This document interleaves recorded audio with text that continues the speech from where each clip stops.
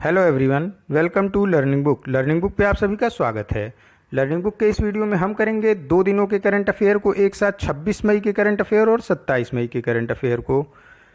और अपने current affair के क्वेश्चन की शुरुआत की जाए उससे पहले आप सभी से एक रिक्वेस्ट है कि चैनल को अधिक से अधिक शेयर करें। लर्निंग बुक की फैमिली जितनी ही स्ट्रांग होगी, लर्निंग बुक पे जितने ही अधिक मेंबर्स होंगे, हम आपके लिए उतने ही अधिक और भी नॉलेजेबल वीडियोज़ को प्रोवाइड करा सकेंगे। साथ ही साथ जो नए व्यूअर्स आज चैनल पर पहली बार आए हुए हैं, उनसे रिक्वेस्ट है कि चैनल को सब्सक्राइब कर लें और बेल आइकॉन को प्रेस कर दें, जिससे जो भी नई वीडियोज़ अपलोड हो चैनल पर उसकी नोटिफिकेशन उन तक समय से पहुँच सके। और अगर आपको करंट अफेयर के वीडियोस में किसी भी क्वेश्चन को लेके कोई डाउट है या फिर आपके मन में किसी क्वेश्चन को लेके कोई अन्य प्रश्न उठता है, तो उसे आप कमेंट बॉक्स में जाके मेंशन करके पूछ सकते हैं, जिसका आपको प्रॉपर तरीके से आंसर किया जाएगा। आइए फिर शुरुआत करते हैं अपने पहले प्रश्न के साथ। आज का पहला प्रश्न है, पीपीई बॉडी कोवेरॉल्स निर्माण में भारत की रैंक क्या है? पीपीई बॉडी कोवेरॉल्स निर्माण में भारत की दूसरी रैंक है।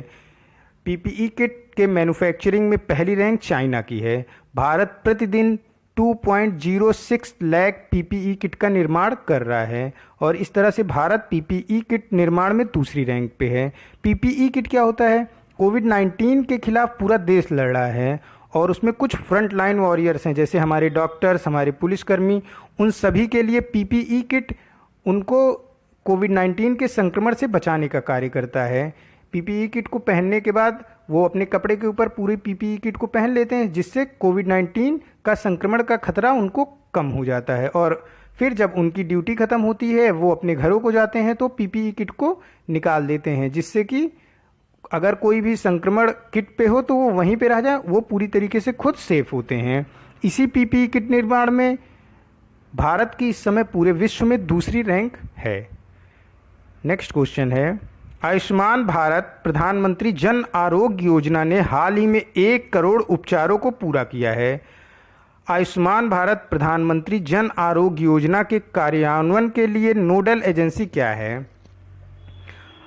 आयुष्मान भारत प्रधानमंत्री जन आरोग्य योजना के लिए जो नोडल एजेंसी है वो है राष्ट्रीय स्वास्थ्य प्राधिकरण।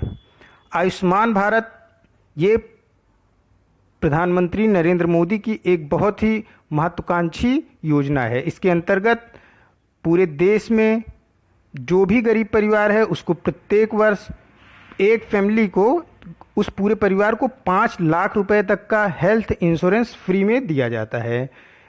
इस योजना को लॉन्च किया था प्रधानमंत्री नरेंद्र मोदी ने रांची, झारखंड से 2018 सितंबर 2018 में।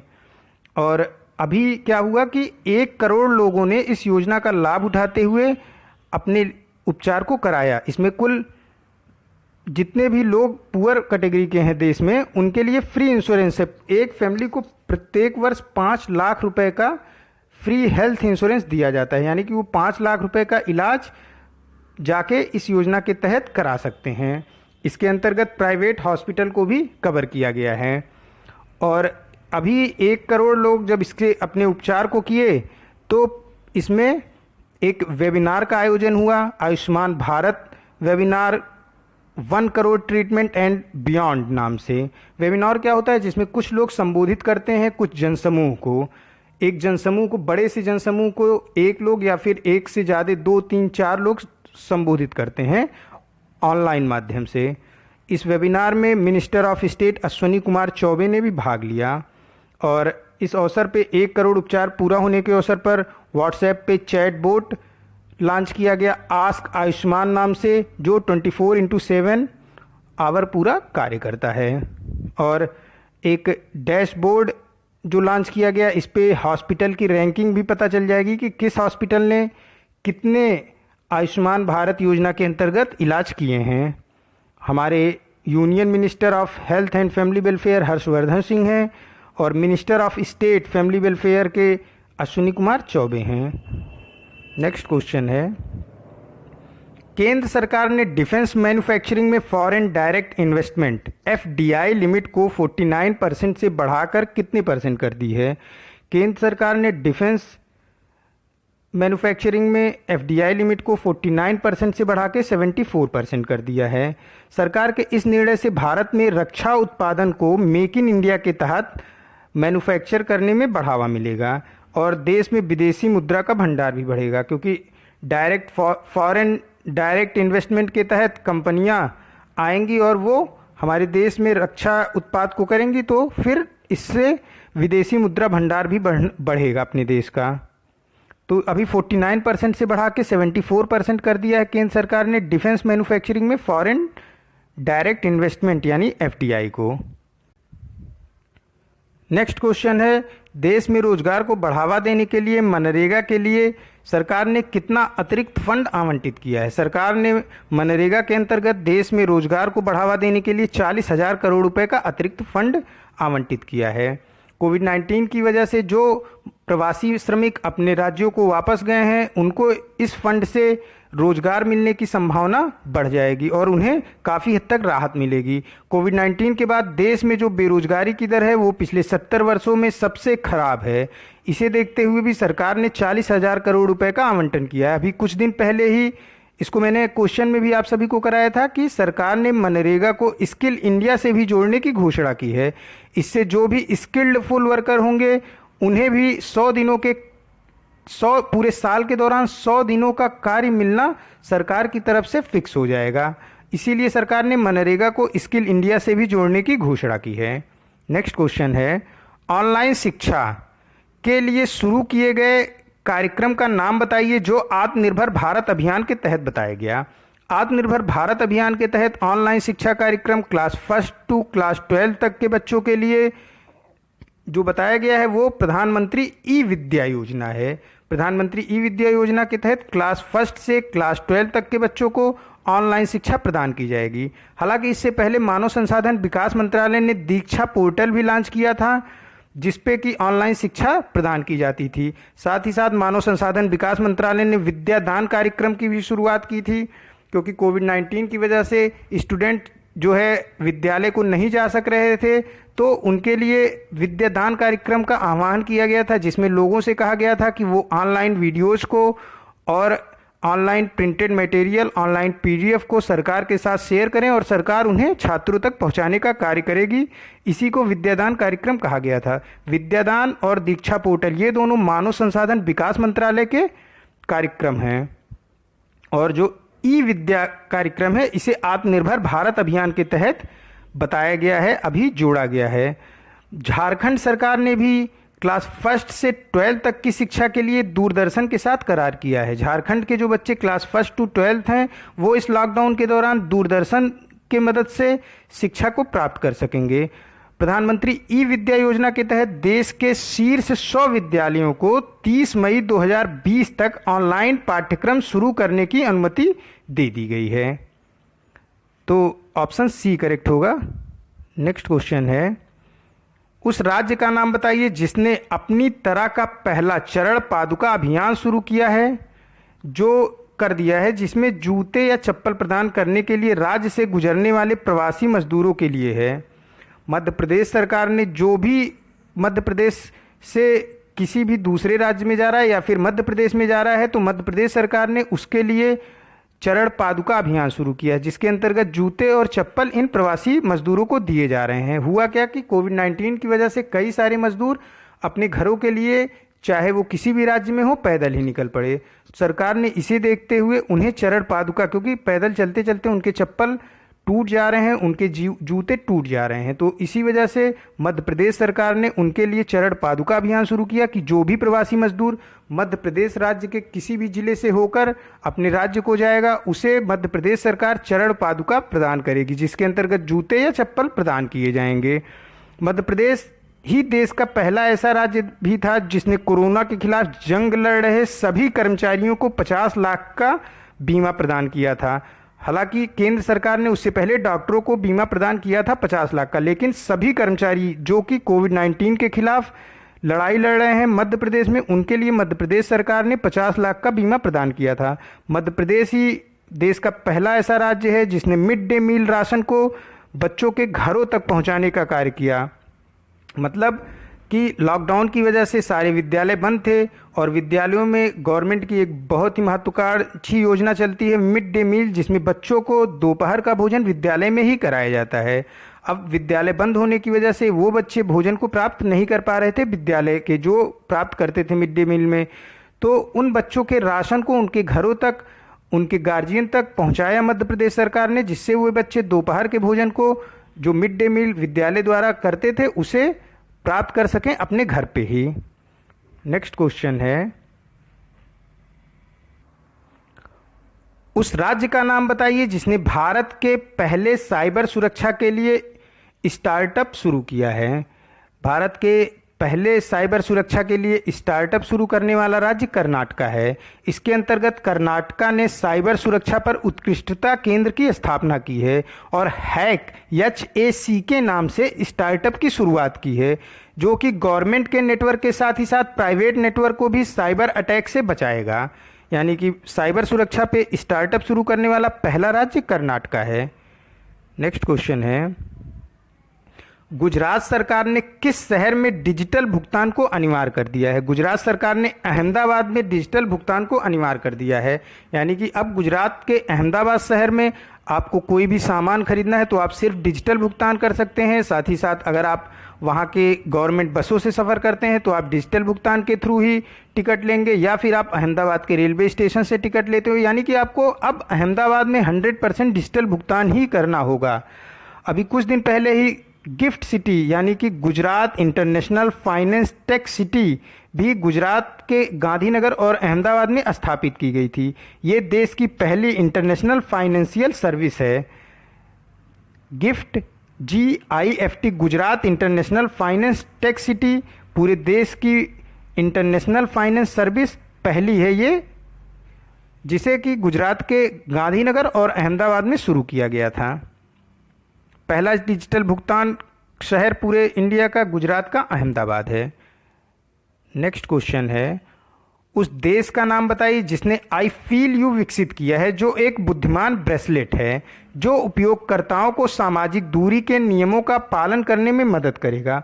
उपयोगकर्ताओं को सामाजिक दूरी का पालन में मदद करने के लिए आई फील यू नामक ब्रेसलेट को बनाया है जर्मनी ने। इसमें क्या है कि ये ब्रेसलेट जो पहनेंगे, अगर वो किसी भी वस्तु के या फिर किसी व्यक्ति के संपर्क में आएंगे, उससे पहले ही ये ब्रेसलेट उन व्यक्तियों को जिन्होंने इसे पहन रखा है उन्हें अलर्ट कर देगा कि आपको इस वस्तु के या फिर इस व्यक्ति के संपर्क में नहीं आना है। और इसी वजह से इसको एक बुद्धिमान ब्रेसलेट बताया जा रहा है और इसका नाम आई फील यू रखा गया है, जिससे कि लोग जो सोशल डिस्टेंसिंग नियम का पालन करना है कोविड-19 के संक्रमण को फैलने से रोकने के लिए, उसी लिए इस ब्रेसलेट को बनाया है जर्मनी ने। जर्मनी की कैपिटल बर्लिन है, यहाँ की करेंसी यूरो है। नेक्स्ट क्वेश्चन है, केनरा बैंक ने हाल ही में अपने ग्राहकों की वित्तीय जरूरतों को पूरा करने के लिए गोल्ड लोन के लिए समर्पित एक विशेष व्यवसाय वर्टिकल लॉन्च किया है। केनरा बैंक के MD और CEO कौन हैं? केनरा बैंक के नए CEO और MD LB प्रभाकर हैं। केनरा बैंक का हेडक्वार्टर बेंगलुरु में है तथा इसकी टैगलाइन है टुगेदर वी कैन, यानी कि हम साथ में कर सकते हैं। नेक्स्ट क्वेश्चन है, बेंजामिन नेतन्याहू ने इजराइल देश के प्रधानमंत्री के रूप में शपथ ली है, या उनका कौन सा कार्यकाल होगा? इजराइल के प्रधानमंत्री बेंजामिन नेतन्याहू का यह 5वां कार्यकाल होगा। शुरुआत के 2 बार इन्होंने पूर्ण बहुमत की सरकार बनाई थी, लेकिन लगातार 3 बार यानी कि इस बार और इसके पहले 2 बार इन्होंने गठबंधन की सरकार बनाई है। इजराइल की कैपिटल जेरूसलम है, यहाँ की करेंसी शेकेल है। अभी हाल ही में ईरान की जो मुद्रा थी, जो करेंसी थी रियाल, उसका नाम बदलकर टोमन कर दिया गया है। नेक्स्ट क्वेश्चन है, उस कंपनी का नाम बताइए जिसने हाल ही में मई 2020 में जियो प्लेटफॉर्म में 1.34 करोड़ हिस्सेदारी 6,598.38 करोड़ रुपए में खरीदी है। 1.34% हिस्सेदारी जियो की खरीदी है अभी जनरल अटलांटिक कंपनी ने। ये अमेरिका की कंपनी है। हालांकि अमेरिका की 2 और कंपनियों ने भी जियो में अपना हिस्सा एक शेयर खरीदा है। फेसबुक ने जियो में 10% हिस्सा खरीदा है। विस्टा ये भी अमेरिका की कंपनी है जिसने 2.3% की हिस्सेदारी खरीदी है जियो में, और अभी जनरल अटलांटिक ने 1.34% की हिस्सेदारी खरीदी है जियो में। नेक्स्ट क्वेश्चन है, और ये तीनों ही फेसबुक, विस्टा और जनरल अटलांटिक ये तीनों ही अमेरिका की कंपनियां हैं। नेक्स्ट क्वेश्चन है, उस निकाय ऑब्लिक संगठन का नाम बताइए जिसने प्रवासियों के आंदोलन को ट्रैक करने के लिए एक ऑनलाइन डैशबोर्ड राष्ट्रीय प्रवासी सूचना प्रणाली विकसित किया है। राष्ट्रीय प्रवासी सूचना प्रणाली को विकसित किया है राष्ट्रीय आपदा प्रबंधन प्राधिकरण ने। इस डैशबोर्ड की मदद से प्रवासियों के मूवमेंट को ट्रैक किया जाएगा, साथ ही साथ राज्यों में फंसे प्रवासियों के आवागमन को और भी सुलभ बनाने का कार्य ये डैशबोर्ड करेगा। और इस डैशबोर्ड को विकसित किसने किया है? इसको विकसित किया है राष्ट्रीय आपदा प्रबंधन प्राधिकरण ने। ऑप्शन ए करेक्ट होगा। नेक्स्ट क्वेश्चन है, CSIR central mechanical engineering research institute CMERI ने कोविड-19 का मुकाबला करने के लिए BPDS और पोमिड नाम से 2 मोबाइल इंडोर कीटाणु शोधन स्प्रेयर विकसित किए हैं। CMERI यानी कि central mechanical engineering research institute कहाँ स्थित है? देखिए, central council of scientific and industrial research, इसके अंतर्गत पूरे देश में कुल 38 लैब हैं जो कि देश के विभिन्न राज्यों के विभिन्न हिस्सों में स्थित हैं। उसी के CSIR के अंतर्गत ही एक लैब है जिसका नाम है central mechanical engineering research institute. ये स्थित है वेस्ट बंगाल के दुर्गापुर में। इसने एक इंडोर कीटाणु शोधन स्प्रेयर विकसित किया है। ऑप्शन बी यानी कि आपका central mechanical engineering research institute स्थित है दुर्गापुर जो कि वेस्ट बंगाल में है। और council of scientific and industrial research का हेडक्वार्टर नई दिल्ली में है जिसके अंतर्गत कुल 38 लैब काम कार्य करते हैं। और CSIR के डायरेक्टर जनरल शेखर सी मांडे हैं। और ये सैनिटाइज़र है ये क्या करेगा? ये हॉस्पिटल के अंदर सैनिटाइजेशन का कार्य करने की जो प्रक्रिया है उसको आसान कर देगा, क्योंकि जो सैनिटाइज़र आ रहे हैं वो बड़े बड़े टैंकरों में अभी तक आ रहे थे और उन्हें बाहर से सैनिटाइज किया जा रहा था, इसलिए। और इन्होंने मोबाइल इंडोर कीटाणु शोधन स्प्रेयर विकसित किया है, यानी कि ये चलने फिरने वाला इंडोर कीटाणु शोधन स्प्रेयर है। इससे हॉस्पिटल को सैनिटाइज करने में आसानी होगी, जहाँ पे लोग क्वारंटाइन किए जा रहे हैं उसको सैनिटाइज करने में आसानी होगी, उन कमरों को, तथा अगर कोई अपने घर को भी सैनिटाइज करना चाहता है तो उसमें भी ये मदद करेगा। CMERI स्थित है दुर्गापुर वेस्ट बंगाल में। नेक्स्ट क्वेश्चन है, अंतर्राष्ट्रीय संग्रहालय दिवस 18 मई को वार्षिक रूप से मनाया गया। 2020 के लिए अंतर्राष्ट्रीय संग्रहालय दिवस की थीम क्या थी? इसकी थीम थी इस साल के लिए समानता के लिए संग्रहालय, विविधता और समावेश। ऑप्शन बी इस साल के अंतर्राष्ट्रीय संग्रहालय दिवस की थीम थी समानता के लिए संग्रहालय, विविधता और समावेश। समाज के विकास के लिए संग्रहालयों के महत्व पर एक जागरूकता पैदा करने के उद्देश्य से प्रत्येक वर्ष 18 मई को अंतर्राष्ट्रीय संग्रहालय दिवस मनाया जाता है। इसका हेडक्वार्टर, अंतर्राष्ट्रीय संग्रहालय का हेडक्वार्टर पेरिस, फ्रांस में स्थित है। नेक्स्ट क्वेश्चन है, विश्व एड्स वैक्सीन दिवस 2020 कब मनाया गया? विश्व एड्स वैक्सीन दिवस 2020 में 18 मई को मनाया गया। 18 मई को मनाया गया विश्व एड्स वैक्सीन दिवस। ये हम क्यों मनाते हैं? अभी जबकि एड्स की वैक्सीन का जो है डेवलपमेंट नहीं हो सका है, इसको हम इसलिए मनाते हैं ताकि दुनिया भर के उन हजारों चिकित्सा क्षेत्र के वैज्ञानिकों, स्वयंसेवकों और स्वास्थ्य पेशेवरों की कड़ी मेहनत को सम्मान दिया जा सके जो पिछले कई सालों से एड्स के वैक्सीन के लिए लगातार कार्य कर रहे हैं। एड्स क्या है? एड्स एक प्रकार की बीमारी है, एक्वायर्ड इम्यूनो डिफिशियंसी सिंड्रोम इसका फुल फॉर्म होता है। यह HIV नामक वायरस से होता है। HIV वायरस मनुष्य के T लिम्फोसाइट पर अटैक करता है। T लिम्फोसाइट पे अटैक करने की वजह से जो इंसान होता है उसकी प्रतिरोधक क्षमता कम हो जाती है, यानी कि वो अन्य बीमारियों से अच्छी प्रतिरोधक क्षमता के साथ नहीं लड़ सकता है और इसीलिए एड्स एक खतरनाक बीमारी मानी जाती है, क्योंकि जब इंसान की प्रतिरोधक क्षमता कम हो जाएगी तो वह छोटी सी छोटी बीमारियों के खिलाफ भी नहीं लड़ सकेगा और उसकी डेथ तक हो जाती है। एड्स संक्रमित व्यक्तियों के साथ सुइयों, रक्त, असुरक्षित यौन संबंधों को साझा करने से फैलता है। तो विश्व एड्स वैक्सीन दिवस इस साल मनाया गया 18 मई को। नेक्स्ट क्वेश्चन है, विश्व उच्च रक्तचाप दिवस 2020 का विषय है अपने रक्तचाप को नियंत्रित करें, इसे नियंत्रित करें। ये देखिए थोड़ी प्रिंटिंग गड़बड़ हो गई, इसमें है अपने रक्तचाप को जानें और इसे नियंत्रित करें। मतलब ब्लड प्रेशर को अपने आप जानिए कि आपका ब्लड प्रेशर क्या है और इसे कंट्रोल में करें, लंबे समय तक जीवित रहें। यही इस साल की थीम थी। विश्व उच्च रक्तचाप दिवस कब मनाया जाता है? विश्व उच्च रक्तचाप दिवस 17 मई को मनाया जाता है। हाई ब्लड प्रेशर के प्रति जागरूकता फैलाने के लिए प्रत्येक वर्ष 17 मई को विश्व उच्च रक्तचाप दिवस मनाया जाता है। इस वर्ष की इसकी थीम थी अपने रक्तचाप को जानें, इसे नियंत्रित करें और लंबे समय तक जीवित रहें। International society on high blood pressure का जो हेडक्वार्टर है वो स्थित है Edinburgh, United kingdom, Edinburgh, Britain में। नेक्स्ट क्वेश्चन है, विश्व संचार और सूचना सोसाइटी दिवस हर साल 17 मई को मनाया जाता है। अंतर्राष्ट्रीय सूचना संघ कहाँ स्थित है? अंतर्राष्ट्रीय सूचना संघ जिनेवा, स्विट्जरलैंड में स्थित है। और विश्व दूरसंचार और सूचना सोसाइटी दिवस प्रत्येक वर्ष 17 मई को मनाया जाता है।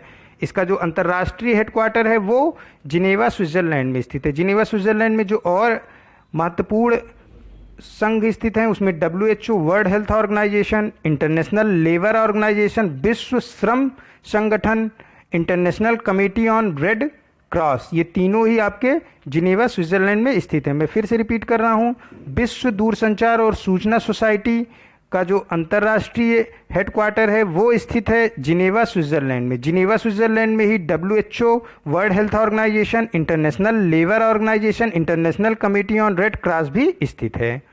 ऑप्शन सी इसका करेक्ट होगा। नेक्स्ट क्वेश्चन है, शांति बनाए रखने के लिए अंतर्राष्ट्रीय दिवस 16 मई को प्रतिवर्ष मनाया जाता है। यह इसकी शुरुआत कब से की गई? या मतलब कि 16 मई से कब से मनाया जाने लगा है? यह 2018 से प्रत्येक वर्ष 16 मई को शांति से रहने के लिए अंतर्राष्ट्रीय दिवस मनाया जाता है। इसका उद्देश्य शांति व एकजुटता को पूरी दुनिया में अस्थायी बनाना है। शांति के लिए जो अंतर्राष्ट्रीय दिवस है इसका मुख्य उद्देश्य क्या है कि पूरी दुनिया एकजुटता के साथ रहे और शांति के साथ रहे। इसीलिए प्रत्येक वर्ष 16 मई को शांति से रहने के लिए अंतर्राष्ट्रीय दिवस मनाया जाता है, जिसकी शुरुआत 2018 से की गई थी। नेक्स्ट क्वेश्चन है, डेनमार्क के वैज्ञानिकों ने एक परजीवी कवक की नई प्रजाति की खोज की है और इसे इसको कौन सा नाम दिया है? इसको इन्होंने नाम दिया है ट्रोग्लोमाइक्सी ट्विटर। ट्रोग्लोमाइक्सी ट्विटर नाम से कोपेनहेगन विश्वविद्यालय जो कि डेनमार्क में है, यहाँ के वैज्ञानिकों ने खोजा है एक परजीवी कवक। परजीवी कवक मतलब कि ये फंजाई है जो कि दूसरे के ऊपर निर्भर होती है। तो इसका ऑप्शन डी करेक्ट हो जाएगा। मैं फिर से पूरे क्वेश्चन को रिपीट कर रहा हूँ। कोपेनहेगन विश्वविद्यालय जो कि डेनमार्क में है, यहाँ के वैज्ञानिकों ने एक परजीवी कवक खोजा है जिसका नाम है ट्रोग्लोमाइक्सी ट्विटर। ट्रोग्लोमाइक्सी ट्विटर नाम से परजीवी कवक की खोज की है डेनमार्क के कोपेनहेगन विश्वविद्यालय के वैज्ञानिकों ने। तो ऑप्शन डी करेक्ट हो जाएगा कि ट्विटर नाम इन्होंने जो एक परजीवी कवक खोजा है उसका रखा है। नेक्स्ट क्वेश्चन है, भारतीय कंप्यूटर आपातकालीन प्रतिक्रिया टीम द्वारा जारी की गई चेतावनी के अनुसार उस ट्रोजन मालवेयर का नाम बताएं जिसे मालवेयर के रूप में पहचाना गया है जो व्यक्तिगत वित्तीय जानकारियां चुराता है। वित्तीय जानकारियां चुराने वाला मालवेयर ट्रोजन का नाम है इवेंट बॉट। यह व्यक्तियों के वित्तीय जानकारियों को कंप्यूटर से नेटवर्क के जरिए निकाल सकता है। इसका क्या नाम है? इस मालवेयर का नाम है इवेंट बॉट। ये आज का लास्ट क्वेश्चन था। मिलते हैं नए करंट अफेयर के साथ नेक्स्ट वीडियो में। Keep study on learning book. Thank you for watching this.